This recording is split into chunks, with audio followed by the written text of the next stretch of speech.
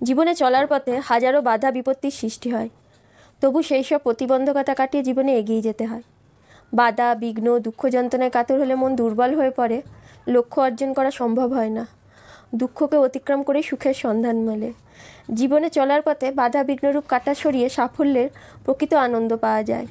তো বন্ধুরা, আজ আবার আমি চলে এসেছি একটা লাঞ্চ প্যাকিংয়ের ভিডিও নিয়ে।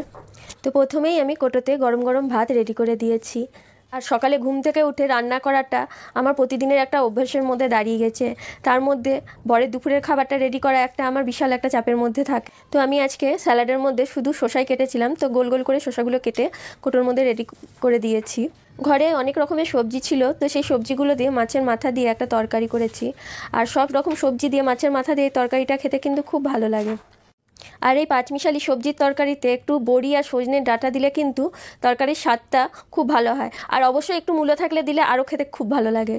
আর এখানে করেছি মাছের ঝোল, আর এটা রুই মাছের ঝোল করেছি। তো এই রুই মাছের ঝোলটা আলু আর মটরশুঁটি দিয়ে করেছি। আর এখন তো প্রায় মটরশুঁটির মরশুম শেষের দিকে, ওই জন্য যখন যে তরকারিতে পাচ্ছি মটরশুঁটি দিচ্ছি। আমার মটরশুঁটি খুব ভালো লাগে, ওই জন্য তরকারিতে একটু বেশি করে মটরশুঁটি দিয়ে দিই। আর আমার দুপুরের রান্নাবান্নাও সেই সঙ্গে সকালেই প্রায় হয়ে যায়, তো দুপুরে আর সেরকম রান্নাবান্না আর থাকে না। তো বরের দুপুরে খাবার দাবার একদম রেডি করে দিয়েছি।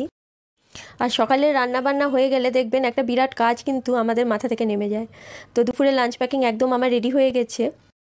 আর খাবারটা রেডি করে তার সঙ্গে আমি একটা ফল দিয়ে দিয়েছি। এটা আমি প্রতিদিন কিছু না কিছু একটা ফল ওকে গোটা দিয়ে থাকি। তো দুপুরে লাঞ্চ প্যাকিং একদম রেডি। Thank you.